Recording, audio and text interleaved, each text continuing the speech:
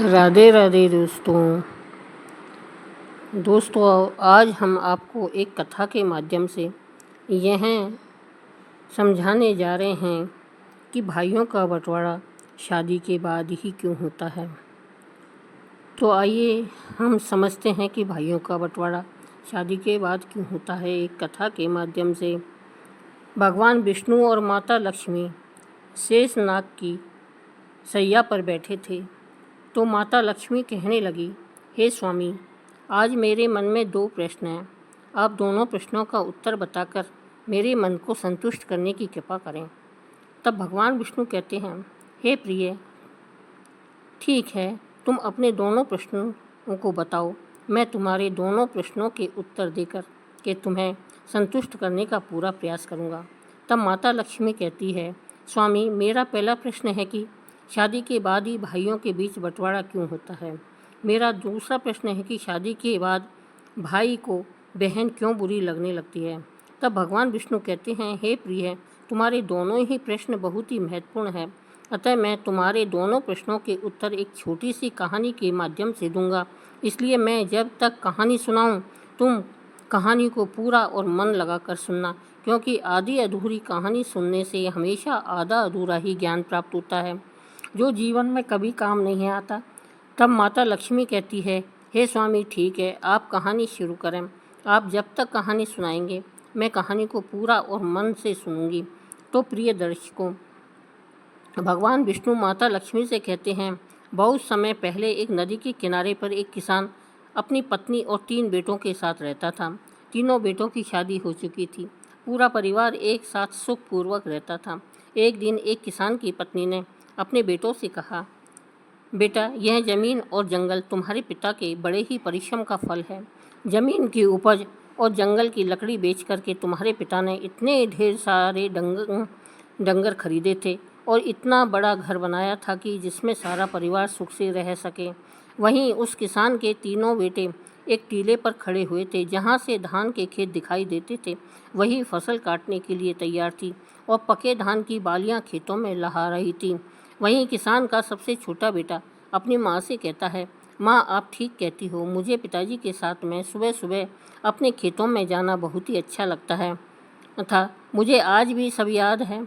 भगवान विष्णु कहते हैं कि हे प्रिय, किसान का सबसे छोटा बेटा जो था, उसका नाम रामू था। रामू आगे कहता है कि मुझे खलियान में काम करना बहुत ही अच्छा लगता है।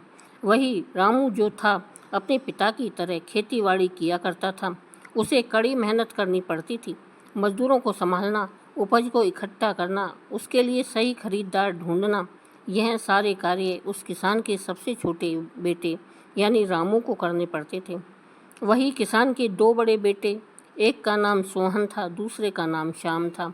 सबसे बड़ा वाला सोहन ज्योतिष का काम करके खूब सारा धन कमाता था। वहीं दूसरे नंबर का जो श्याम था, वह बहुत ही बड़ा व्यापारी था और बहुत ज़्यादा पैसे कमाता था। वही पूरे परिवार के बीच में एक खुशी की लहर थी। किसी भी प्रकार का परिवार में कोई कष्ट नहीं था।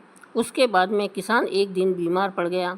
फिर उसने अपनी पत्नी को बुलाया और कहा, मेरा अंतिम समय आ रहा है, बस तुम मुझे एक वचन दो कि बच्चों के बीच में कभी भी ज़मीन जायदाद का बंटवारा ना कर देना।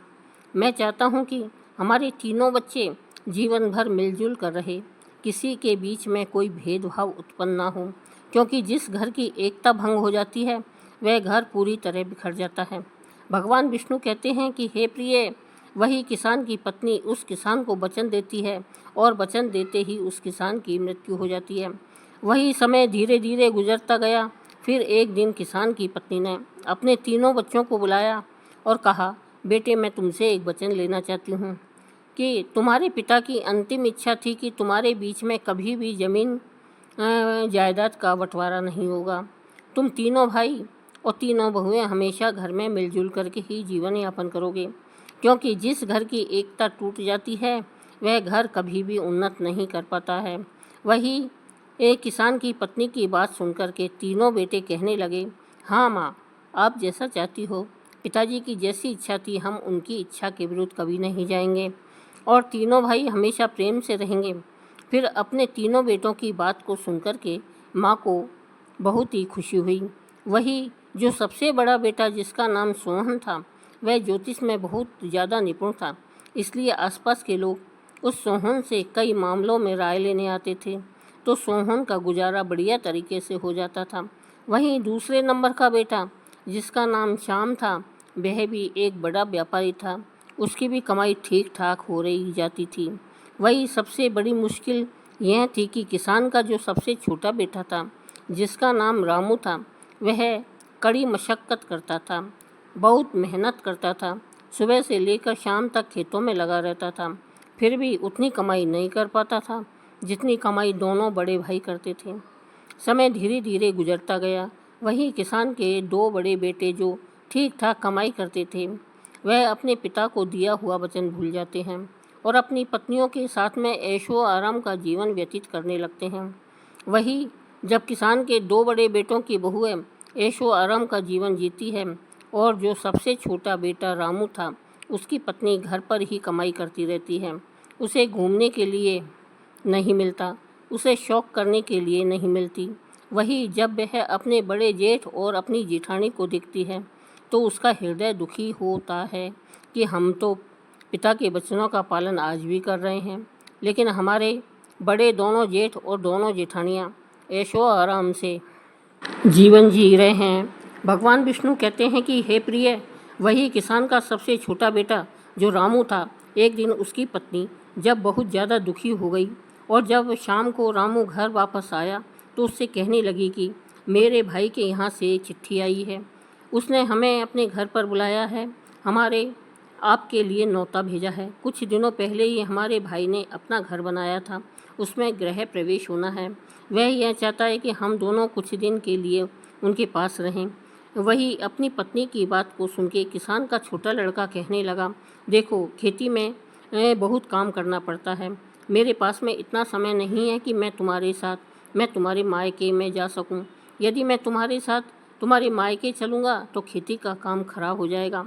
वही पत्नी तमतमाकर कहने लगी कि ठीक है, हम जीवन भर इसी घर में पड़े रहेंगे, हमारे मन की कोई इच्छा नहीं है। वही पत्नी को गुस्से में देख करके किसान का छोटा लड़का कहने लगा, ठीक है, मैं ऐसा करता हूँ कि तुम्हारे जाने का इंतज़ाम किए देता हूँ, पर मैं नहीं जा पाऊँगा। उसकी पत्नी कहने लगी कि यदि हम जाएंगे तो दोनों साथ ही जाएंगे, वरना कोई नहीं जाएगा। वही पत्नी की बात सुनकर के फिर रामू कहने लगा, ठीक है, जैसी तुम्हारी मर्जी, जाना है तो जाओ, नहीं जाना है तो मत जाओ।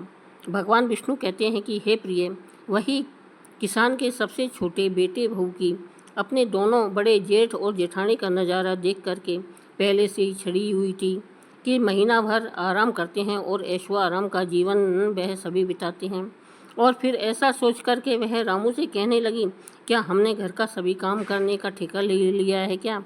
घर में और खेती का काम हम दोनों मिलकर करते हैं और आपके दोनों बड़े भाई आपकी भाभीयों के साथ में मौज मस्ती का जीवन जी रहे हैं। क्या आपने कभी सोचा है कि मेरा भी मन करता है हम भी शौक शान का जीवन जिएं? जब उनको अपना अपना ही करना है तो हम दोनों की कोई फिक्र ही नहीं है। वह तो दोनों बाहर रह कर के मौज मस्ती का जीवन जी रहे हैं और हम दोनों को घर का और खेती का सारा कार्य करना पड़ता है। वो तो अपनी पत्नियों के साथ में चारों ओर घूमने चले जाते हैं और मैं हमेशा इस घर में ही पड़ी रहती हूँ। आप बताओ, क्या यह अन्याय नहीं है? भगवान विष्णु आगे कहते हैं कि हे प्रिय, फिर तो अपनी पत्नी की बात सुनकर के रामू की नींद खुल गई और फिर उसकी पत्नी आगे कहने लगी, अब तुम मेरी एक बात सुनो, जायदाद के बंटवारे की बात चलाइए ताकि हम लोग अलग रह सकें। यदि हम अलग रहेंगे तो हमको भी अपने घूमने के लिए कुछ समय मिलेगा। फिर इस प्रकार अपनी पत्नी की बात सुनकर के रामू को लगा कि उसकी पत्नी सही कह रही है, मेरा काम मेरे भाई के काम से ज़्यादा महत्वपूर्ण है। मेरी ही वजह से वह दोनों इतने ठाठ से और आराम से जीवन जीते हैं और मैं और मेरी पत्नी नौकरों की तरह इस घर में लगे रहते हैं। वही एक रोज़ जब सभी भाई घर में खाना खा रहे थे तो किसान के सबसे छोटे लड़के ने अपनी माँ और भाइयों से कहा कि उसे जायदाद में उसका हिस्सा चाहिए, अब वह शामिल नहीं रहेगा। वही अपने सबसे छोटे बेटे की बात सुनकर के माँ को बड़ा धक्का लगा और उसने कहा, तुम्हारे पिताजी चाहते थे कि तुम सब मिलजुल कर एक होकर रहो, वही सबसे छोटा बेटा कहने लगा, माँ मैं अब शामिल नहीं रह सकता हूँ। फिर तो और दोनों भाइयों ने भी हामी भर दी और कहा, ठीक है, जायदाद का बंटवारा हो जाना चाहिए। वही ज़मीन जायदाद के सभी कागज़ जिनके आधार पर बंटवारा होना था तैयार किए जाते हैं। वही बंटवारा होने से पहले किसान की पत्नी अपने तीनों बेटों से कहती है कि बंटवारा बाद में होगा। हमारे घर की परंपरा है, कोई भी कार्य करने से पहले सबसे पहले भगवान जगन्नाथ के दर्शन अवश्य करने चाहिए। वही अपनी माँ की बात को मान कर के सभी बेटे तैयार हो जाते हैं और अपनी माँ की बात को मान करके अगले दिन सभी बेटे अपनी पत्नियों और माँ के साथ में यात्रा पर निकल पड़ते हैं। वही मंदिर में दर्शन करने के बाद में सब भी भाई वापस लौट रहे थे तो उनकी माँ ने कहा, बच्चों मैं बहुत थक गई हूँ और मुझे बहुत तेज़ भूख लग रही है। आप सभी भूखे होंगे और बहुओं को भी भूख लग रही होगी। चलो एक काम करते हैं, किसी ठीक से स्थान पर बैठ कर के कुछ खाना खा लेते हैं। वही गांव के बाहर भी एक पुराना मंदिर था और पास ही में ही खाने की दुकान थी। वही सभी परिवार खाना खाने की तैयारी करने लगा तो माँ ने कहा, बेटा हम लोग खाना खाने के लिए जा रहे हैं, मगर रुपयों की थैली जो थी वह तो मैं कहीं भूल आई हूँ। अब यहाँ से घर तक जाने के लिए हमें काफ़ी पैसा चाहिए और यहाँ खाना खाने के लिए भी हमें पैसा चाहिए। यदि हमारे पास पैसा नहीं होगा तो ना तो हम घर पर पहुँच पाएंगे और ना ही हमारा पेट भर पाएगा। अब तो एक ही उपाय है कि मैं इन बहुओं के साथ में इसी मंदिर में रुकती हूँ। तुम तीनों भाई एक काम करो कि किसी गांव में जाकर के कोई काम ढूंढ लो और तीनों अलग अलग अपना काम करो। तुम जो भी कुछ कमा कर लाओगे उन्हीं पैसों से हम कुछ खा पाएंगे और यहाँ से घर पहुँच पाएंगे। भाई तीनों बेटों ने अपनी माँ की राय मान ली और तीनों भाई अलग अलग दिशाओं में पैसा कमाने के लिए निकल पड़े। चलते चलते किसान का छोटा बेटा जो रामू था, जब वह कुछ आगे पहुंचा तो एक ऐसे स्थान पर पहुंच गया जहां पर किसी गंभीर विषय की बात आपस में कुछ लोग कर रहे थे। तो रामू ने पूछा, आप लोग कैसे उदास हैं और क्या बात कर रहे हैं? क्या मैं आपकी कुछ मदद कर सकता हूँ? वही रास्ते में वह खड़े लोग कहने लगे कि ज़मीन के इस हिस्से में सदा ही पानी का जमाव बना रहता है और हम इसमें कुछ भी उगा नहीं पाते हैं, फिर भी हमें राजा को इसका लगान देना पड़ता है। अब हम क्या करें, हमारी समझ में नहीं आता। वही उन लोगों की बात को सुनकर के किसान का सबसे छोटा बेटा जो रामू था वह कहने लगा, अगर मैं आपको धान उगाने की तरकीब बताऊं तो मुझे क्या इनाम मिलेगा? वही वह राहगीर कहने लगे, यदि तुम हमें इस जगह पर धान उगाने की तरकीब बताओगे तो हम तुम्हें चांदी की 200 मुद्राएं भेंट करेंगे। भाई रामू जो था बहुत ही निपुण किसान था और फिर वह लोगों से कहने लगा कि गोबर और मिट्टी को मिलाकर के उसके गोले बना लो, उन्हें गीला और नरम रखो, फिर हर गोले में बीज डाल दो और उन्हें सूखने पर दो गांव वाले बहुत ध्यान से रामू की बात सुन रहे थे। फिर उन्होंने पूछा कि इन गोलों का क्या करें? तो रामू कहने लगा कि उन गोलों को इस ज़मीन में डाल दो, गोले ज़मीन में धंस जाएंगे और बीज भी फूट आएगा। वही जब गांव वालों ने रामू के द्वारा बताए गए उपाय का पालन किया तो उस बंजर ज़मीन में भी बीज अंकुरित हो गए। वहीं गांव वालों ने किसान के छोटे लड़के को धन्यवाद दिया और प्रसन्नतापूर्वक उसे 200 मुद्राएं भेंट की, जिन्हें लेकर के वह रामू जो था अपनी माँ के पास उसी मंदिर में लौट आया। इधर चलते चलते किसान का जो दूसरे नंबर का बेटा श्याम था वह भी घूमते घूमते एक ऐसे स्थान पर पहुँच गया जहाँ पर उसने पेड़ के नीचे बैठे हुए एक व्यक्ति को देखा जो काफ़ी दुखी लग रहा था। वही श्याम ने पूछा, आपको किस बात की चिंता है? आप उदास क्यों दिखते हो? क्या मैं तुम्हारे किसी काम आ सकता हूँ? तो वह राहगीर कहने लगा कि हम 4 भाई हैं।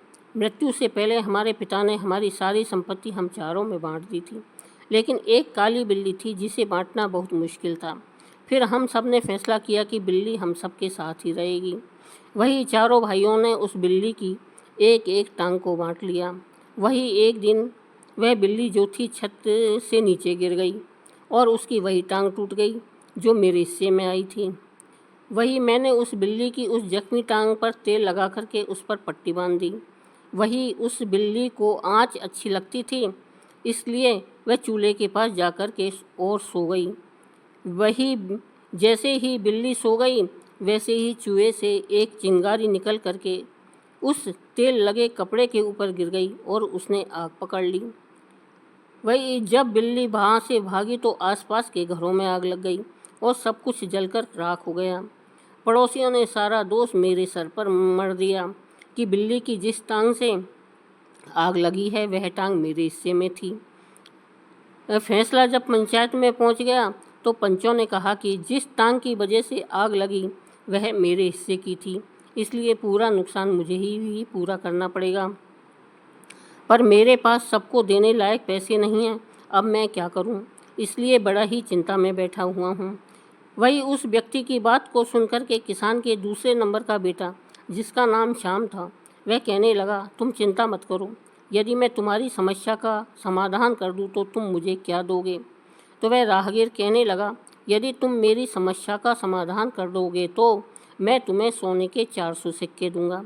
वही शर्त मंजूर हो जाने के बाद में वह किसान का लड़का कहने लगा, ठीक है, तुम जाओ और अपने पड़ोसियों और गांव के बड़े बूढ़ों को जमा करो, मैं तुम्हें शीघ्र ही मिलता हूँ।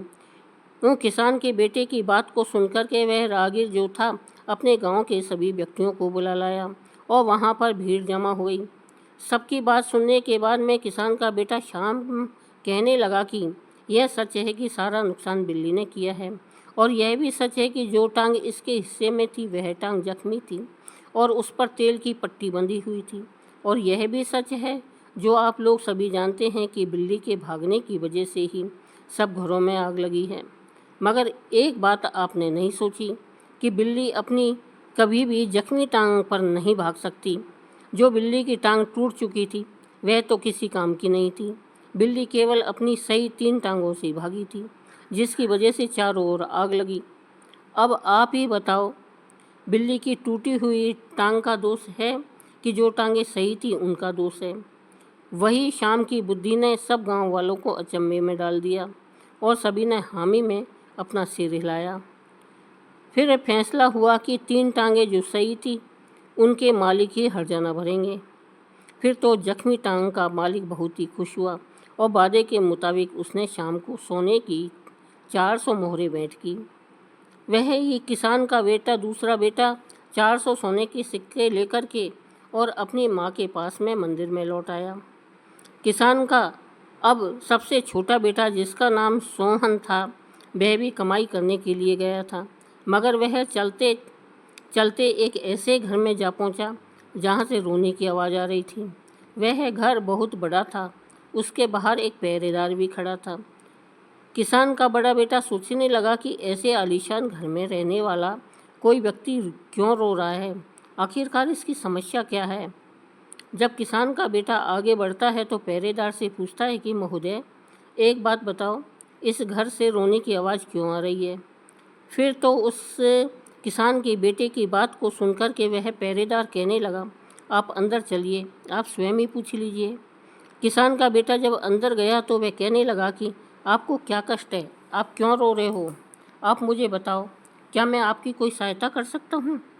अब भगवान विष्णु कहते हैं कि हे प्रिय, वही रोने वाला व्यक्ति किसान के बड़े बेटे से कहने लगा, अरे भाई, राजा लोग भी अजीब सनकी होते हैं। हमारे राजा ने मुझे एक हाथी का वजन पता करने के लिए कहा है। अगर मैं ऐसा नहीं कर सका तो राजा मेरा सिर से धड़ अलग करवा देगा। इतना कह कर के फिर वह मंत्री जो था एकदम से रोने लगा। वही उस मंत्री की बात को सुनकर के किसान का बड़ा बेटा, जिसका नाम सोहन था, वह कहने लगा, तुम चिंता मत करो, यदि मैं तुम्हें हाथी का वजन पता लगाने में आपकी सहायता करूं तो मेरा क्या पुरस्कार होगा? मंत्री कहने लगा, यदि तुम मुझे इस हाथी का वजन पता करवा दोगे तो मैं तुम्हें 1000 सोने की मुद्राएं दूंगा। फिर तो शर्त मंजूर होने के बाद में किसान के बड़े लड़के ने उस मंत्री से कहा कि मुझे हाथी के पास ले चलो। और फिर जब वह हाथी के पास पहुंच गया तो उस मंत्री से कहने लगा कि इस हाथी को एक नदी के पास ले चलो जहां पर काफ़ी नौकाएं हों। किसान के लड़के के कहने के मुताबिक जब वह मंत्री हाथी को नदी के किनारे ले गया तो किसान के लड़के ने नाव वाले से कहा कि इस हाथी को नाव में खड़ा करें। नाव वाले ने जैसे ही हाथी को नाव में खड़ा किया तो नाव जो थी पानी में धंसने लगी, और जब धंसना रुक गई तो किसान का लड़का कहने लगा, जहाँ पर नाव रुकी है वहाँ पर निशान लगाओ और फिर इस हाथी को इस नाव से उतार लो। वही किसान के लड़के की बात सुनकर के नाव जहाँ पर रुकी थी वहाँ पर निशान लगा दिया गया और उस हाथी को नौका से बाहर निकाल लिया गया। भाई पुनः किसान का लड़का कहने लगा, अब इस नाव में इतने पत्थर भरो कि जब तक ये नौका उसी निशान तक ना आ जाए। फिर किसान के लड़के की बात सुनकर के सभी ने बड़े बड़े पत्थर उस नाव में भर दिए, और जब नाव उस निशान पर पहुंच गई जहां पर हाथी के वजन से पहले रुकी थी, तो फिर किसान के लड़के ने कहा, अब पत्थर डालना बंद करो और इस नाव में से पत्थर बाहर निकाल लो और इन पत्थरों को तोल लो। जितना वजन इन पत्थरों का होगा उतना ही वजन इस हाथी का होगा। भगवान विष्णु कहते हैं, हे प्रिय, वह मंत्री जो था इस प्रकार अपने हाथी का वजन जान करके बहुत ही खुश हुआ और शर्त के मुताबिक उसने उस किसान के बड़े बेटे सोहन को 1000 स्वर्ण मुद्राएं भेंट की। सोहन उन मुद्राओं को लेकर के अपनी माँ के पास उसी मंदिर में लौट आया। इस प्रकार सभी भाई जब धन कमा करके मंदिर में लौट आए तो सभी ने बड़े ही प्रेम से खाना खाया, और दुकान वाले को इतना पैसा बना कि तीनों भाइयों ने जो पैसा कमाया था वह सारा उस खाने में चला गया। केवल उनके पास में उतना ही पैसा बचा जिससे वह खर्च करके अपने घर वापस आ सके।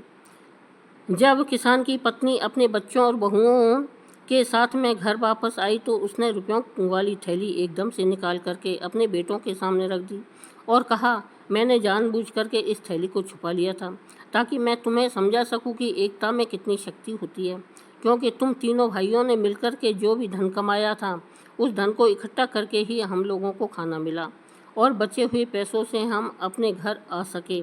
यदि तीनों भाई मिलकर के भी एक जगह कमाई एकत्रित नहीं करते तो आज हम ना तो पेट भरकर खाना खा पाते और ना ही वापस घर आ पाते। इसलिए हमेशा ध्यान रखना, जब तक झाड़ू बंधी है तब तक उससे सफाई हो सकती है, जब उसकी सींक बिखर जाती है तो फिर झाड़ू किसी काम की नहीं रहती है।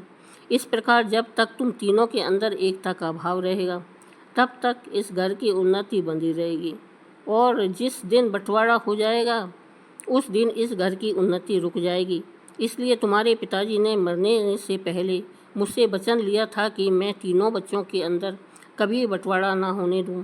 भगवान विष्णु कहते हैं कि हे प्रिय, इस प्रकार किसान की पत्नी की बातों को सुनकर के किसान के तीनों बेटे एक दूसरे के गले लग गए और भविष्य में कभी भी अलग ना होने का संकल्प लिया और यह वचन लिया कि तीनों बहुएं एक साथ रहेंगी, एक ही हिसाब से रहेंगी। तीनों भाई जो कमाएंगे उनको एक जगह एकत्रित करेंगे और फिर एक साथ बैठकर के निर्णय करेंगे कि हमें क्या काम करना चाहिए। किसी के साथ में कोई भेदभाव नहीं किया जाएगा। अब भगवान विष्णु कहते हैं कि हे प्रिय, तुम्हारा पहला प्रश्न था कि शादी के बाद ही भाइयों के बीच बंटवारा क्यों होता है, तो समझ लो, अक्सर लोग कहते हैं कि घर में बंटवारा बहुओं की वजह से होता है, तो ऐसा नहीं है। बंटवारे की नौबत इसलिए आती है कि जब दो भाई ज़्यादा कमाते हैं और एक भाई कम कमाता है तो ज़्यादा कमाने वाले भाई अपनी पत्नी के साथ में ऐशो आराम का जीवन जीना शुरू कर देते हैं, और जो भाई कम कमाता है उसकी अहमियत नज़रों में कम कर देते हैं।